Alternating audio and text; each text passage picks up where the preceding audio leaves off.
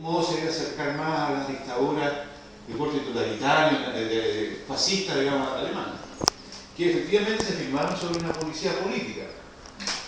El mismo Hitler en Alemania se sostuvo, pilares, y poco a poco se fue probando, claro, que este régimen también se iba a instalar sobre una policía política que fue la DINA, y bueno, y que tuvo su momento, por así decirlo, de mayor, entre comillas, gloria aquí en el 68, porque ellos desde aquí inventan esta política de desaparición de personas, que la aplican, la tienen después del año 75, ya el año 76 llegan a un punto máximo, cuando terminan de hacer desaparecer a la dirección del Partido Comunista, del Centro del Partido Comunista, y el año 77 declaran la labor cumplida, y el mismo Pinochet lo disuelve porque esta DINA se compromete en el asesinato de Orlando Letelier en Estados Unidos, y el gobierno de los Estados Unidos exige la extradición de los jefes de la DINA por el crimen que habían cometido en Estados Unidos. Esta soberbia de la DINA es comprobada incluso en momentos posteriores al golpe de Estado. El año 92, en este mismo local, estando el Instituto Quiniano, que conversábamos recién, que se quedó con la casa después de que fue lugar de la DINA, y fueron citados aquí por jueces a declarar. Y ellos vinieron en uniforme de brigadier, porque ya todos habían ascendido de la escala militar, y negaron absolutamente los hechos. La gran mayoría de ellos aquí están detenidos, condenados, y siguen siendo procesados y condenados. Algunos de ellos tienen hasta 150 años, y los jueces, pruebas a la mano, les han demostrado que ellos efectivamente usaron la tortura como método sistemático, y que secuestraron y asesinaron a esta gente, aunque ellos no han entregado la información del lugar donde están los cuerpos. Pero aún así no hay una cooperación con la justicia de este grupo que se instaló acá, que fue el núcleo duro de la DINA y que hizo su primera experiencia en el 68, que de alguna manera fue el símbolo de los lugares de represión del año 74, es decir, de todo un sistema nacional de campos de concentración, prisiones, centros de detención. Este lugar de alguna manera lo simboliza, y así lo entienden también el movimiento de derechos humanos, que desde siempre ha estado afuera, cuando pudo estar afuera, denunciando, y por ejemplo las manifestaciones de derechos humanos en los años 80 partían desde acá, en el centro de Santiago. Y eso significaba que tenía un valor simbólico para los luchadores de derechos humanos. Bueno, del 78 el local estuvo en manos del Instituto Quiniano hasta el año 2008, prácticamente 30 años. Y ellos fueron los que introdujeron las modificaciones más importantes de acá. Y lo que nosotros heredamos es lo que ustedes están viendo, que no ha sido tocado, no hay transformación, excepto una parte que fue pintada nuevamente. Y que es la gran polémica sobre el tema de la memoria. Hoy día en Argentina, por ejemplo, hay una gran polémica en torno a un lugar que es la ex Escuela Mecánica de la Armada, la ESMA, que el gobierno entregó a una asociación de organizaciones de derechos humanos para transformar un sitio menor. Efectivamente, ellos la conservaron tal y como había sido recibida. Y se organizaron alrededor de un proyecto del gobierno de Buenos Aires, y eran autárquicos, autónomos en su gestión. Pero acaba de firmarse un convenio entre el gobierno de Buenos Aires y el gobierno federal para transformar eso en un museo. O sea, transformar en un museo significa arreglar, pintar, destruir e introducir elementos que son interesantes, por ejemplo la tecnología. Ellos se imaginan, por ejemplo, que van caminando y que un sensor permite mostrar imágenes de las personas, los represores, con ruidos y con luces. ¿Y cuál era el sistema de la ESMA? Más o menos parecido al nuestro. Era de visita, la gente que venía a visitar, se explicaba, se iban recorriendo los distintos lugares, y dependiendo de la visita se iban colocando los mayores o menores énfasis de la información. Pero esta información estándar y esta relación individual de un sitio con la persona Pretende ser modificado con el proyecto y por supuesto que hay un conflicto gravísimo en un lugar que evidentemente es mucho más grande que esto, son 17 hectáreas, pero desde el punto de vista simbólico prácticamente tiene la misma importancia, porque la Escuela Mecánica Armada fue el lugar donde la dictadura argentina hizo la experiencia más fuerte de secuestro y asesinato de personas, que es mucho mayor que el de Chile, pero que en niveles de escala, digamos, son temas más o menos parecidos. Entonces esta casa nosotros la recibimos encima y así se pretende que se conserve.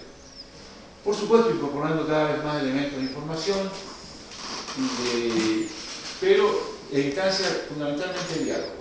A nosotros nos interesa que quienes nos vengan a visitar poder tomar los temas, tenerlos en consideración y entregar una información más bien general que abrir una instancia de diálogo. Entonces, como les decía, todas las piezas del segundo piso eran el lugar de interrogatorio, de segregación en algún caso, de incomunicación en otro, de uso circunstancial de algún elemento. Por ejemplo, claro, en los baños evidentemente habían tambores con agua y seguramente con excremento, donde las personas le producían asfixia. Pero en general todo el segundo piso jugaba.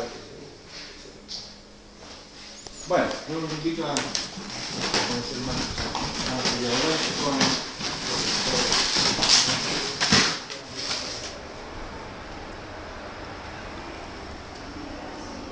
Bien, nos encontramos en el espacio de memoria Londres 38 con el guía, el señor Leopoldo Montenegro, quien ha tenido la gentileza de atendernos y explicarnos un poco sobre estas memorias perdidas para muchos latinoamericanos.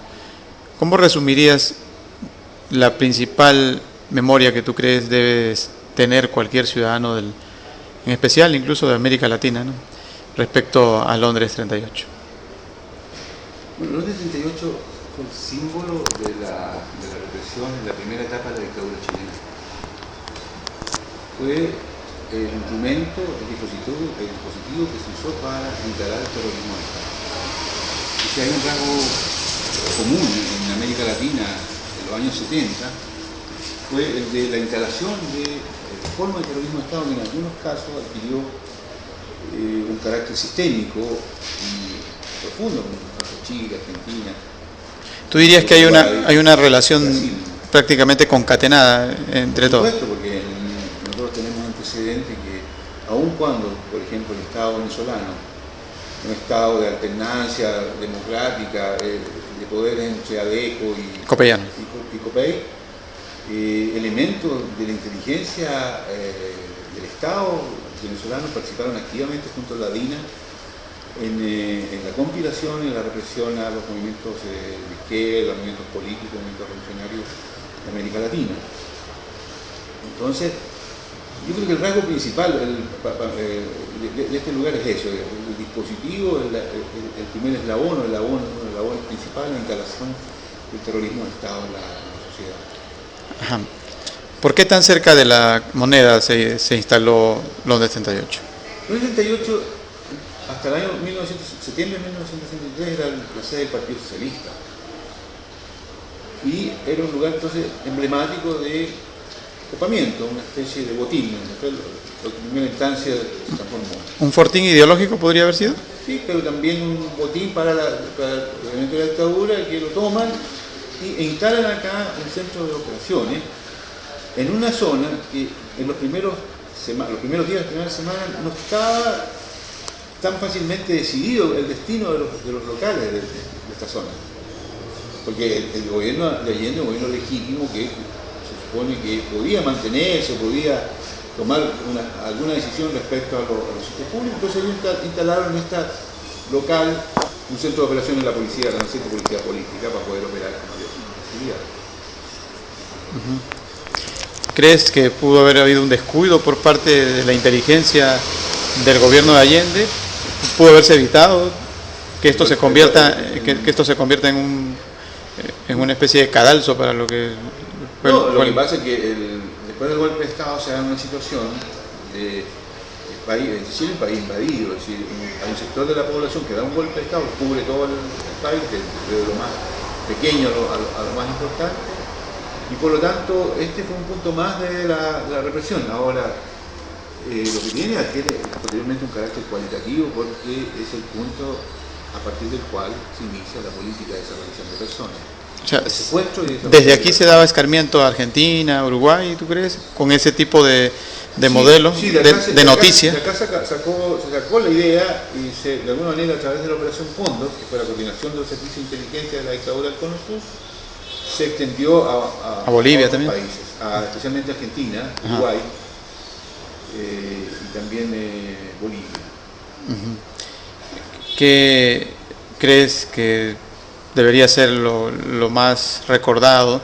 Tal vez algún caso particular de algún personaje importante del pensamiento de aquel momento para el socialismo de aquel momento.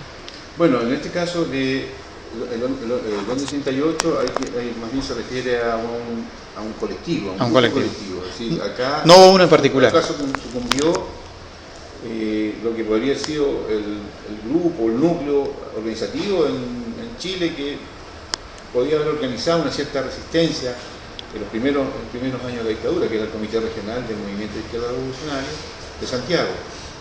Ajá. Y aquí sucumbió y fue eliminado y prácticamente hecho desaparecer ese núcleo.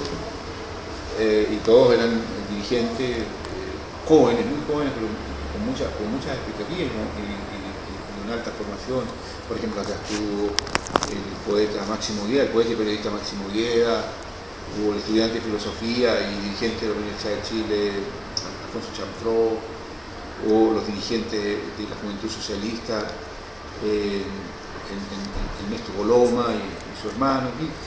Era un lugar de probablemente dirigentes sociales y políticos jóvenes, sin gran resonancia nacional, pero eran aquellos que sostenían la estructura de los partidos políticos de izquierda. Ajá. Ahora, cuando se cae todo este intento de socialismo de Allende y se ingresa a la dictadura y posteriormente se recupera la democracia, ¿crees que se perdió un tiempo valioso o no estás totalmente convencido de ello? Porque hacia afuera a veces se expecta todavía como que no hay una respuesta totalmente identificada con lo social luego de haberse recuperado la democracia, ¿no? Lo que pasa es que la dictadura lo que instaura y para eso utiliza el instrumento del terrorismo, el terrorismo instado sobre la población, instalación del miedo, una serie de cambios, de transformaciones de carácter estructural en la sociedad que le cambian el sentido del rumbo a esa sociedad. Por ejemplo, Chile está ya establecido que fue un laboratorio de implementación del neoliberalismo.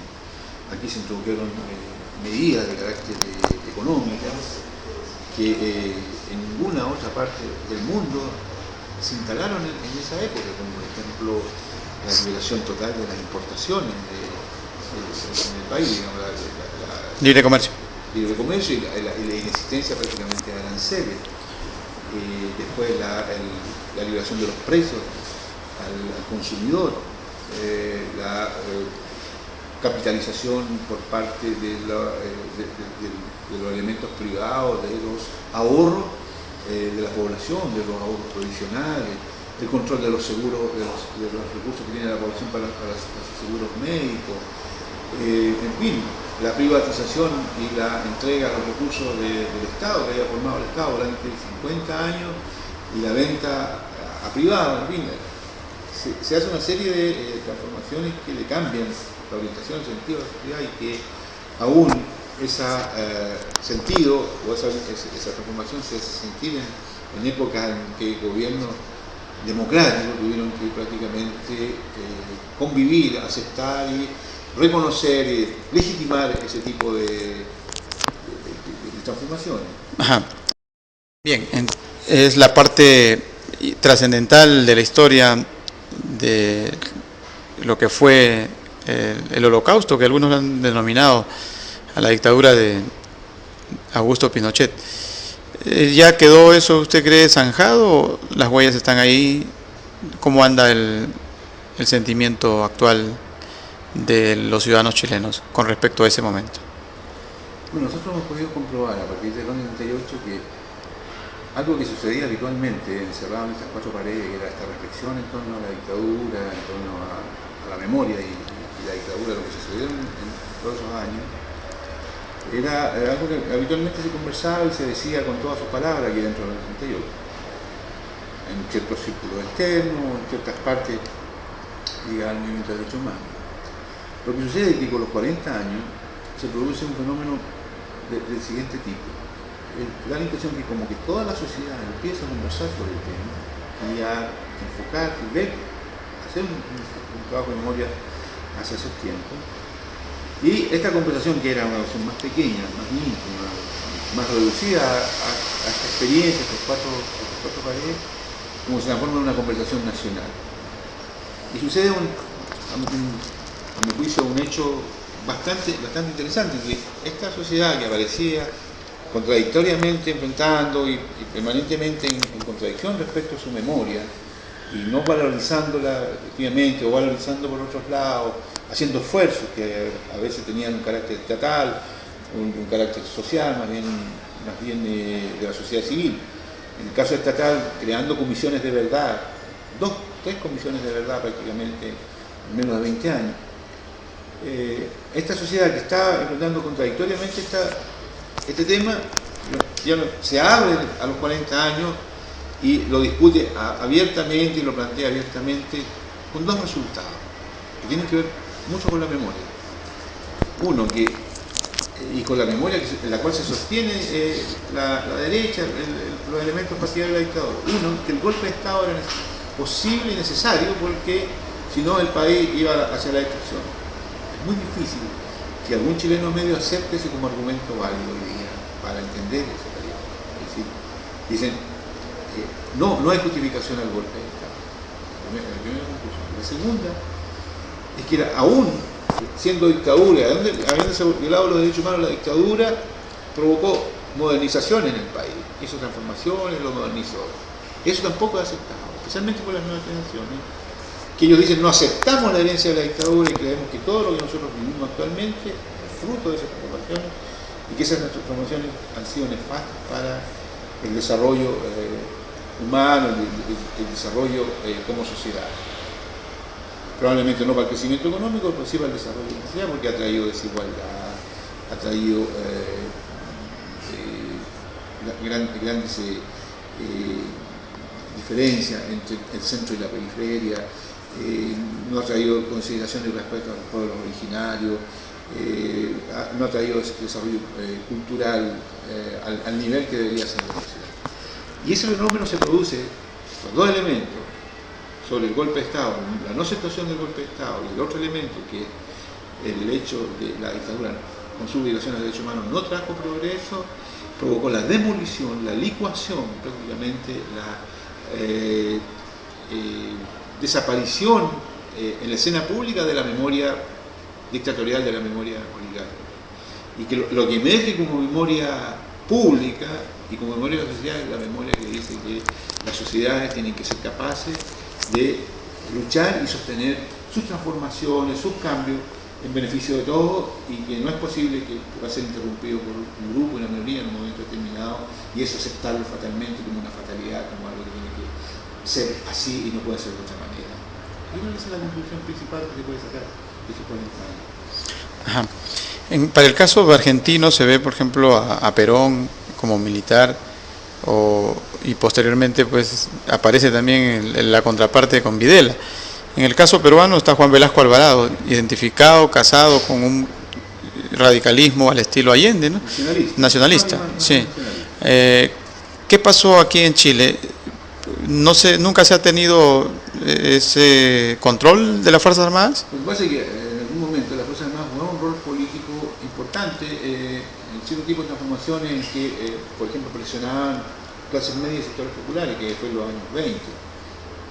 Posteriormente las Fuerzas Armadas se transforman en Fuerzas Armadas que actúan profesionalmente, pero fueron educadas en los años 50 y 60 en la ideología de la guerra interna, en la escuela francesa, en la escuela de las Américas, de los Estados Unidos, en que el elemento, que ellos empiezan a tener una formación en que determinan que el enemigo que hay que vencer es el enemigo interno y que ese enemigo está representado por el comunismo.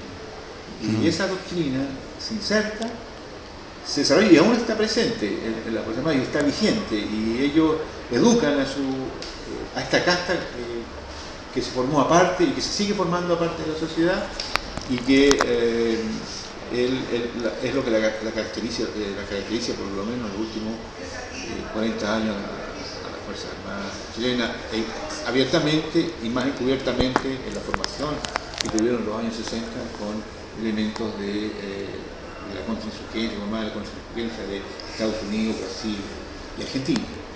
Ajá. Dentro de los movimientos unificadores en América Latina tenemos pues la Alianza Bolivariana para las Américas, el ALBA, pero también tenemos el UNASUR, tenemos varias instancias que, por ejemplo, también se habla de la Unión de los Países Asia-Pacífico, ¿no? Y como y como contraparte tenemos otros encontronazos, por ejemplo, Nicaragua con Colombia, ¿no? De alguna manera ya hay un veredicto al respecto. Tenemos Perú-Chile, también hay otro veredicto de la Haya. ¿Cómo entender en tiempos contemporáneos que estamos necesariamente ya condenados a ser hermanos y a conciliar? Sí, lo que pasa es que a nivel internacional, a nivel mundial, a nivel global, hay intereses que traspasan los continentes, y hoy día, más que nunca, las grandes corporaciones económicas internacionales han alcanzado una fuerza enorme que determinan conductas locales o regionales. Ahora, mientras un Estado, un grupo, una elite o un grupo dirigente de un Estado no se defina respecto a ese tipo de situaciones, va a jugar un rol ambiguo y objetivamente contra la integración. Me refiero, por ejemplo, que en Chile las grandes corporaciones transnacionales de explotación de la minería del cobre juegan un rol importantísimo en el desarrollo y en la extracción de esa riqueza en Chile, y por lo tanto ellos juegan un rol importantísimo en lo que piensan y deciden la élite gobernante chilena, porque es por donde se sostiene el presupuesto nacional. Y en la relación marítima, respecto al último fallo, también hay así grandes, tal vez emporios económicos que están detrás de eso. ¿O? Sí, o sea que internacional. Se da la figura también similar. La principal grupo económico chileno, Algerini, tiene grandes intereses en la pesca, la racha y la gran pesca en toda la costa chilena y especialmente en la costa norte. Por lo tanto, son intereses que van más allá de los estados, son corporaciones que van el pueblo de a pie. ¿Usted cree que no se ve afectado en eso? O sea, es lo que transmite la televisión, a veces que hay reacciones. ¿Ese patrioterismo es falso o cómo se podría entender? ¿O son llevados por las grandes corporaciones? Es tan falso como que definir la parche, el odio definir la parche en el odio a los otros, digamos, a los otros estados o a los otros pueblos. No es una cosa sana, ni una cosa, o definir la patria como el amor al terruño, el amor a lo de uno, no está presente en las actitudes de ciertos sectores de la población, debido, claro, a una educación más bien y una formación chauvinista, desde la escuela, pasando por los medios de comunicación de masa y pasando por los temas culturales, aunque en Chile hay una porción de la población importantísima que está por la integración, está por la solución pacífica de los conflictos, está por la recuperación de las riquezas importantes del país para el pueblo. Encuestas en los últimos meses indican eso, encuestas hechas por centros de investigación bastante conocidos. Bien, le agradecemos por Muchas gracias su a ustedes, participación y saludos al pueblo venezolano. Ok, muchas gracias. Holanda, de algún modo se debe acercar más a las dictaduras de corte totalitario, fascista, digamos, alemana, que efectivamente se firmaron sobre una policía política. El mismo Hitler, en alemanes,